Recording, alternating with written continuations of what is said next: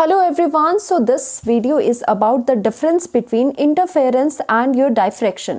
So firstly जो interface होता है, interference होता है, वो फिनोमिना क्या होता है? Interference में आपका redistribution of light energy होता है, right? या फिर either उसमें जो आपकी superposition है waves की वो आपकी constructive हो रही है या destructive हो रही है, उसके basis पे आपको fringes मिलती थी. तो basically यहाँ पर interference में redistribution of light energy होता है.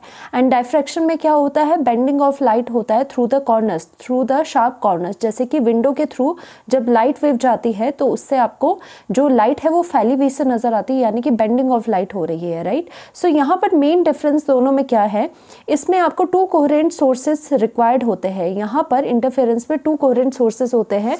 अगर हम रिकॉल करें अबाउट द इंटरफेरेंस तो क्या होता था, यहाँ पर आपका सोर्स होता था जिसकी वजह से आपको वेवलेट्स मिलती थी, और यहाँ पर कार्डबोर्ड पर आपने दो स्लिट कर रखी है. ओके, ये आपका स्लिट 1 है, ये आपकी स्लिट 2 है. तो यहाँ से जो एक सोर्स आ रहा है उसकी वजह से यहाँ पर जो ये सोर्स S1 और ये S2 हो गया. तो यहाँ पर ये जो दोनों सोर्सेस है, ये दोनों क्या होते थे, कोहेरेंट सोर्सेस होते थे. क्योंकि कोहेरेंट सोर्सेस क्या होता है, जो कि एक ही सोर्स से बना हो. तो ये ओरिजिनली एक ही सोर्स था जिसके कि आगे आपके क्या हो गए, दो जगह से आपकी लाइट जाएगी. दैट मीन्स ये दोनों सोर्सेस आपके कोहेरेंट सोर्सेस है. और इंटरफेरेंस में क्या चीज़ पता चलती थी हमें कि हमारे क्या रिक्वायरमेंट होती थी, दो कोहेरेंट सोर्सेस होना ज़रूरी होता था. बट डायफ्रैक्शन में हम क्या करते हैं, डायफ्रैक्शन हम थ्रू द सिंगल स्लिट ही देखते थे. तो डायफ्रैक्शन में आपका क्या हो रहा था, सबसे पहले तो यहाँ पर प्लेन वेव फ्रंट होने चाहिए. अगर स्लिट हमारी ए बी है तो ऑब्वियस सी बात है कि अगर ये प्लेन वेव फ्रंट इस स्लिट के ऊपर आ रहा है तो यहाँ पर भी ए और बी पर भी कोई यहाँ पर प्लेन वेव फ्रंट होगा. अब इसमें अकॉर्डिंग टू द हाइगन प्रिंसिपल ईच जो पॉइंट होता है ऑन द आपका वेव फ्रंट पे, ईच जो आपका पॉइंट होता है वो सेकेंडरी सोर्स की तरह बिहेव करता है. तो दैट मीन्स हम क्या बोल सकते हैं कि इसमें डायफ्रैक्शन के केस में आपके जो यहाँ पर सोर्सेस होते हैं वो very large number of sources होंगे. यहाँ पे इंटरफेरेंस की तरह नहीं कि ओनली आपके दो सोर्सेस ही होंगे, बिकॉज यहाँ पर स्लिट पर आपके प्लेन वेव फ्रंट लाई करवा रहे हैं और प्लेन वेव फ्रंट पे बहुत सारे छोटे छोटे पॉइंट्स होते हैं.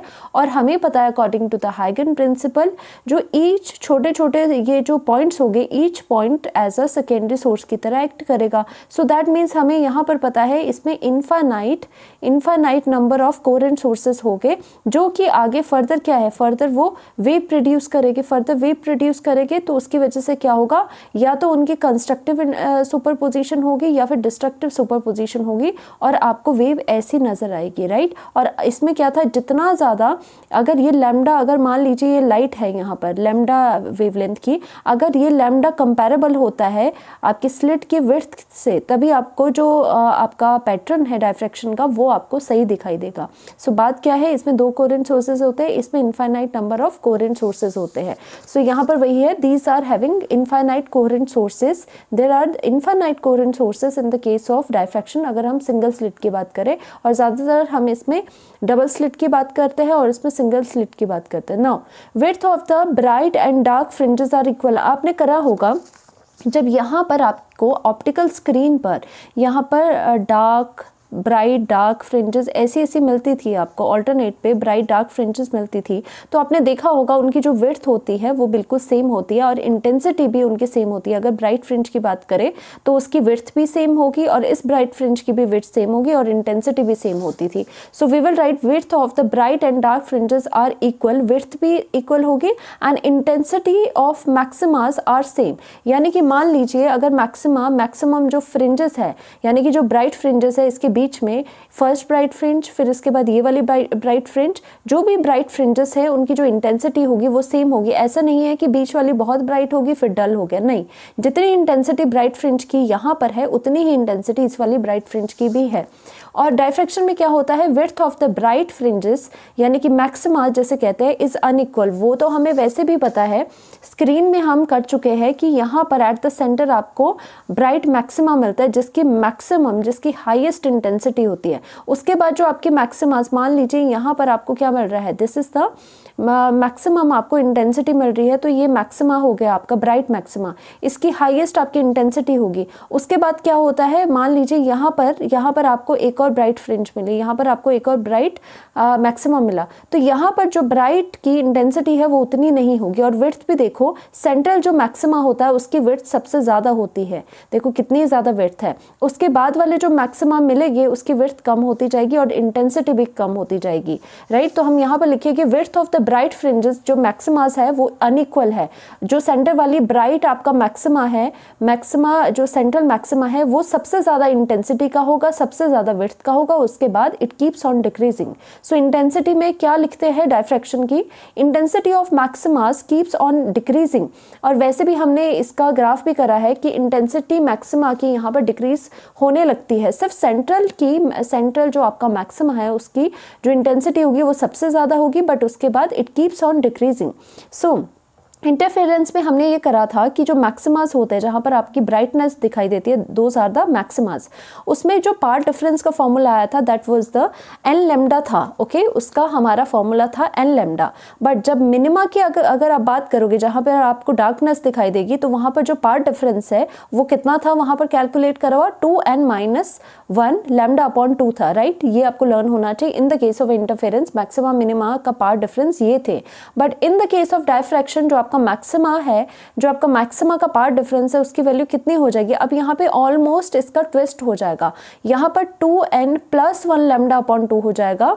एंड यहाँ पर जो मिनिमा था, देखो इस केस में इंटरफेरेंस के केस में मैक्सिमा का जो पार्ट डिफरेंस था वो n लैम्डा था, बट यहाँ पर जो मिनिमा का पार्ट डिफरेंस है वो यहाँ पर n लैम्डा आ रहा है। सो ये वाली चीज़ें आपको पता होनी चाहिए, राइट। सो यहाँ पर हम देख लेते हैं graph between the intensity and the path difference. तो इंटेंसिटी एंड पार्ट डिफरेंस का अगर यहाँ पर हम ग्राफ बना रहे थे तो वो कैसा आ रहा था, यहाँ पर सेंट्रल पे आपकी क्या आ रही थी, ब्राइट फ्रिंज आती थी, फिर यहाँ पर भी फिर से ब्राइट फ्रिंज मान लीजिए आ गई, फिर और दूसरी ब्राइट फ्रिंज आ गई, ऐसे करके यहाँ पर डेप्थ भी आ रही है साइमल्टेनियसली, ये सारी चीज़ें आपकी यहाँ पर होती जा रही है।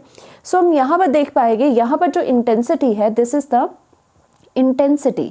इंटेंसिटी का यहाँ पर y एक्सिस पर है, this is the here is the path difference, यहाँ पर आपका क्या है, this is the path difference, right. तो यहाँ पर पार्ट डिफरेंस, इसमें इंटरफेरेंस में आप देख लीजिए मैक्सिमा कहाँ पर आ रहा है, एन लैम्डा पर। सो दैट मीन्स एक तो यहाँ पर बिल्कुल बीच में आपका मैक्सिमा आ रहा है, उसके बाद मैक्सिमा आपका क्या आएगा, अगर एन की वैल्यू 1 पुट करोगे तो दैट मीन्स आपकी किस पे आ रही है, पार्ट डिफरेंस आपका एन लैम्डा पे आ रहा है। फिर उसके बाद क्या करोगे, उसके बाद आपका यहाँ पर 2 लैम्डा पे आ रहा है, ठीक है। इस तरह से मैक्सिमाज आ जाएगी एंड पार्ट डिफरेंस पर आपका किस पर 2n-1 लैम्डा अपॉन 2 पे आपके मिनिमा से यानी कि यहाँ पर डेप्थ मिलेगी। तो आप देख सकते हो इंटेंसिटी और जो पार्ट डिफरेंस है उसका आपका इस तरह का ग्राफ आ रहा है, ऑलराइट। एंड ऑल्सो अगर हम यहाँ पर आपका ग्राफ बनाएंगे इंटेंसिटी वर्सेस पार्ट डिफरेंस का, ओके इंटेंसिटी वर्सेस आपका यहाँ पर पार्ट डिफरेंस का, सपोज इंटेंसिटी पार्ट डिफरेंस है तो आपका क्या आता है डायफ्रैक्शन के केस में, you will get at the centre you will get central maxima, और उसके बाद जो भी मैक्सिमा होंगे वो छोटे होंगे, जैसे यहाँ पर वो छोटे हैं, फिर और ज़्यादा छोटे इंटेंसिटी के मैक्सिमाज आपको नज़र आएंगे, जैसे यहाँ पर और ज़्यादा छोटी इंटेंसिटी का मैक्सिमा नज़र आ गया। तो यहाँ पर हमारा क्या है, पार्ट डिफरेंस अगर हम देखें तो उस केस में क्या होगा कि मैक्सिमा आपका कहाँ आ रहा है, 2n+1 लैम्डा अपॉन 2 आ रहा है, एंड मिनिमा आपका कहाँ आ रहा है जब पार्ट डिफरेंस आपका n लैम्डा है। सो यहाँ पर एट द सेंटर अगर आपका यहाँ पर मैक्सिमा है तो मिनिमा कहाँ बोला गया है, n की वैल्यू 1 पुट करो, लैम्डा पर आपका मिनिमा होगा, लैम्डा पर यहाँ पे डेप्थ है ना तो यहाँ पर मिनिमा होगा, तो उसके बाद 2 लैम्डा पर मिनिमा होगा, 2 लैम्डा पर मिनिमा है, देन आपका 3 लैम्डा पर मिनिमा होगा, यहाँ पर भी आपका 3 लैम्डा पर मिनिमा होगा। This is the intensity over है, this is the path difference, यहाँ पर क्या है, दिस इज द